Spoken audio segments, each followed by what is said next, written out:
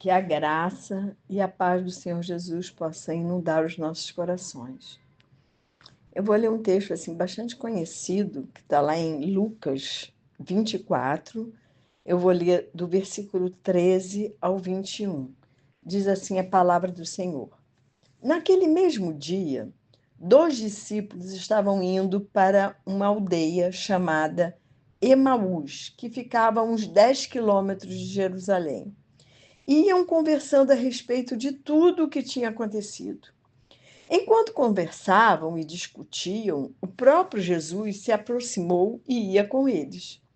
Porém, os olhos deles estavam como que impedidos de o reconhecer. Então, ele lhes perguntou: o que é que vocês estão discutindo pelo caminho? E eles pararam entristecidos. Um, porém, chamado Cleopas, respondeu: Será que você é o único que esteve em Jerusalém e não sabe o que aconteceu lá nesses últimos dias? Ele lhes perguntou: Do que se trata? Eles explicaram: Aquilo que aconteceu com Jesus, o Nazareno, que era profeta, poderoso em obras e palavras diante de Deus e de todo o povo. E como os principais sacerdotes e as nossas autoridades o entregaram para ser condenado à morte e o crucificaram. Nós esperávamos que fosse ele quem havia de redimir Israel. Mas depois de tudo isso, já estamos no terceiro dia desde que essas coisas aconteceram. Jesus já havia dito, já havia explicado inúmeras vezes sobre a sua ressurreição. E que essa se daria após 3 dias da sua morte. Já tinha ensinado que o reino dele não era desse mundo e que ele jamais seria um rei político e que seu reino era outro. Era um reino eterno e inabalável, o reino de Deus. Mas os olhos de todos estavam fechados, não só desses 2 no caminho de Emaús, mas de todos os que andavam com Jesus. E aí eu fico me perguntando, o que impedia que eles enxergassem e entendessem tudo o que Jesus já tinha ensinado inúmeras vezes? Eles já tinham experimentado e testemunhado tantos milagres do Mestre, tantos sinais e maravilhas, incluindo 3 ressurreições. De Lázaro, então, foi depois de 4 dias de sua morte que Jesus o ressuscitou. Então, o que os impedia de crer na ressurreição do próprio Jesus, já que ele já tinha ensinado sobre isso? Que depois do terceiro dia ele iria ressuscitar. Esses 2 discípulos no caminho de Emaús claramente estavam muito decepcionados, muito frustrados. Eles verbalizaram que acreditavam ser Jesus a redimir Israel do Império Romano. Eles queriam um rei político que iria livrar Israel de Roma. A visão deles estava fixada nas coisas aqui da terra. A visão deles estava embotada. Eles queriam outro tipo de Messias, outro tipo de Salvador.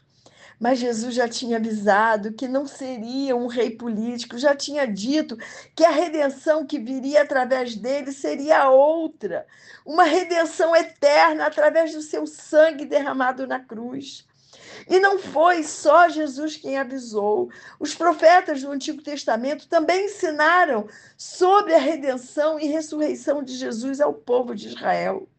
Então, o que impedia que eles enxergassem? Eu creio que Jesus, depois de ressurreto, tinha uma outra aparência. Era um corpo glorificado. Isso dificultava que os discípulos, incluindo as mulheres, o reconhecessem. Mas quando ele falava, muitos o reconheciam pela voz, pelo amor, pela mansidão, incluindo Maria Madalena, que achou que Jesus era um jardineiro, mas quando Jesus falou Maria, ela imediatamente exclamou Rabi, quer dizer, Rabone, que quer dizer rabino, né, mestre.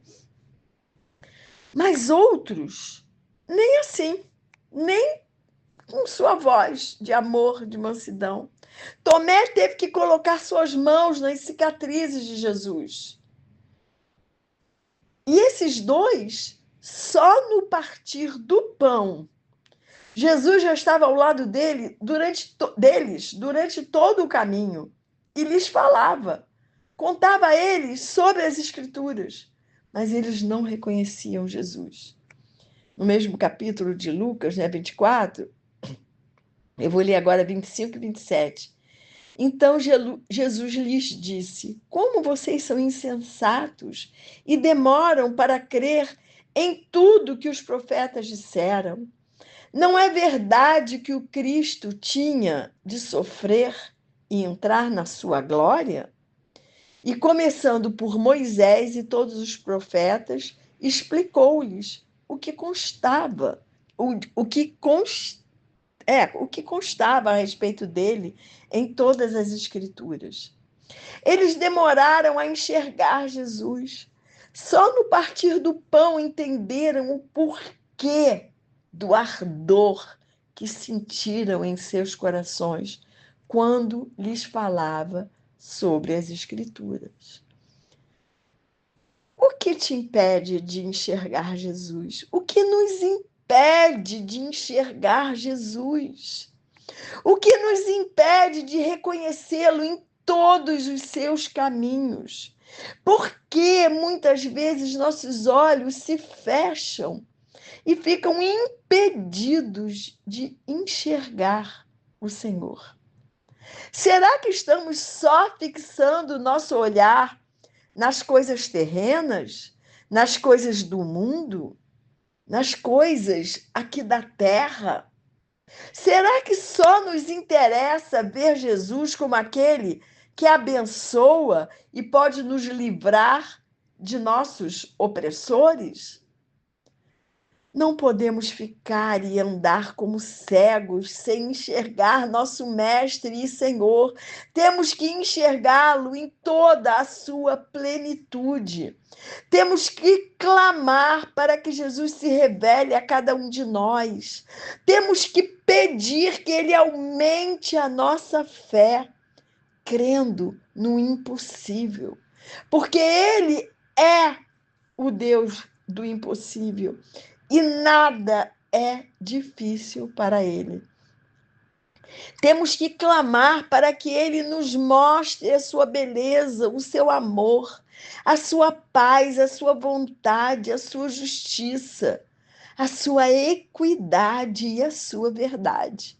Temos que enxergá-lo em seu resplendor e em sua glória. Podemos e devemos desejar as bênçãos do Senhor. Podemos e devemos desejar que suas mãos estejam sobre nós. Mas o mais importante é desejar a presença do nosso Redentor. Temos que desejar mais que tudo que o Senhor da bênção possa nos ensinar todas as coisas. Temos que desejar ver a face de Deus. Devemos buscar a Deus de todo o nosso coração, desejando sempre fazer a sua vontade, crendo que tudo o que ele nos ensina é o melhor para nós. Não permita que seus olhos fiquem fechados sem enxergar a glória e a presença do Senhor. Não permita que as dores da vida te impeçam de ver o Salvador. Não permita que as suas frustrações e decepções te impeçam de ver Jesus. Não permita que as suas expectativas em relação às coisas desse mundo te impeçam de enxergar Jesus. Não permita que o seu eu, seu ego, te impeça impeça de ver o Senhor. Não se permita continuar cego. Muitas vezes Deus diz não para algum pedido nosso a Ele. Afinal, Ele é o Senhor. Mas creia que esse não foi o melhor que podia te acontecer, porque se Ele disse não, foi o melhor para a sua vida, ainda que você não entenda o porquê.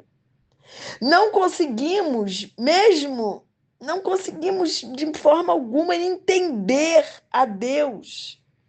Porque os pensamentos dele são mais altos que os nossos e ele vê à nossa frente sem nenhuma limitação de tempo e espaço. Isaías 55, 8 e 9 nos ensina isso. Diz assim: porque os meus pensamentos não são os pensamentos de vocês, e os caminhos de vocês não são os meus caminhos, diz o Senhor. Porque assim como o céu são mais altos do que a terra, assim os meus caminhos são mais altos do que os seus caminhos, e os meus pensamentos são mais altos do que os pensamentos de vocês. Então, Isaías já nos ensinou sobre isso. Só temos que confiar que Ele quer o melhor para cada um de nós, porque Ele é fiel e nos ama com um amor que excede todo entendimento, como diz lá em Efésios 3,19. Não permita que decepções, frustrações, amarguras te impeçam de ver a beleza de Jesus e de enxergar o seu reino inabalável e eterno que ele veio instaurar e quer nos inserir. Minha oração por mim e por você é que não permitamos que nada desse mundo impeça nossos olhos de enxergarem Jesus e seus planos maravilhosos a nosso respeito.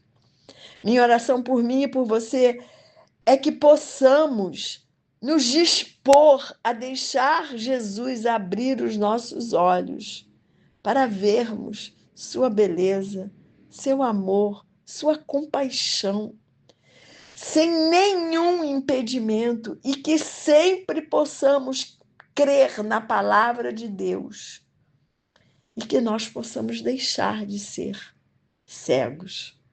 E que o Senhor nos abençoe e nos guarde, que o Senhor faça resplandecer o seu rosto sobre nós e que o Senhor tenha misericórdia de nós. Que sobre nós o Senhor levante o seu rosto e nos dê a paz.